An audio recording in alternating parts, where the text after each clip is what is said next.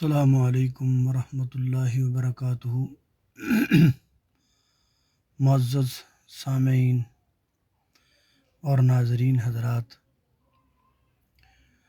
جس طرح کہ آپ سارے احباب اس بات سے واقف ہو چکے ہیں، سوشل میڈیا کے ذریعے آپ کو پتہ چل چکا ہے، امیر ملت سلفیہ سینیٹر پروفیسر ساجد میر صاحب اب اس دنیا میں نہیں رہے۔ امیر محترم وفات پا چکے ہیں۔ اللہ پاک حضرت امیر محترم کی درجات بلند فرمائے۔ جنازہ ان کا سیالکوٹ میں تقریباً 10 بجے کا ٹائم مقرر کیا گیا ہے۔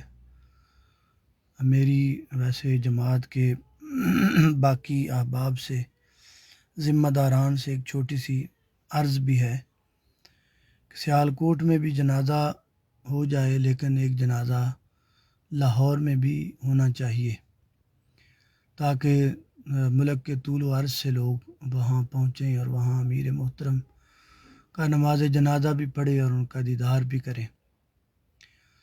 یہاں ایک بات اور بڑی اہم میں آپ کے سامنے ذکر کرنا چاہتا ہوں، اور وہ یہ ہے کہ اس بات میں کوئی شک نہیں ہے کہ امیر محترم دنیا سے رخصت ہو گئے، لیکن میں کہتا ہوں کہ ایک قرآن دوست دنیا سے چلے گئے۔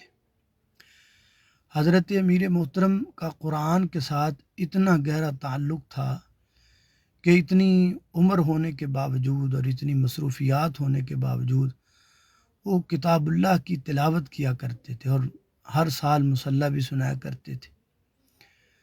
ان کے ڈرائیور کے ذریعے اس بات کا پتہ لگا اور یہ بھی کوشش کرتے تھے کہ دوران سفر ان کا کوئی ساتھی نہ ہو۔ دوران سفر وہ کسی کو ساتھ بٹھانا اچھا نہیں سمجھتے تھے۔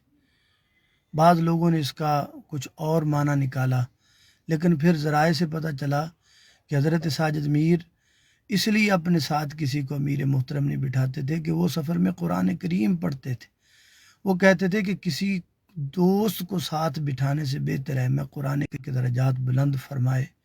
اللہ کریم ان کو کروٹ کروٹ جنت کی بہاریں نصیب فرمائے۔ اللہ پاک ان کے درجات کو بلند کر دے اور پوری جماعت کو اللہ کریم صبر جمیل عطا فرمائے، اور ان کے خاص ورثاء کو بھی اللہ صبر جمیل عطا فرمائے۔ تمام احباب، کوئی بھی ایسا انسان بلکہ کوئی بھی ایسا اہل حدیث نہیں ہونا چاہیے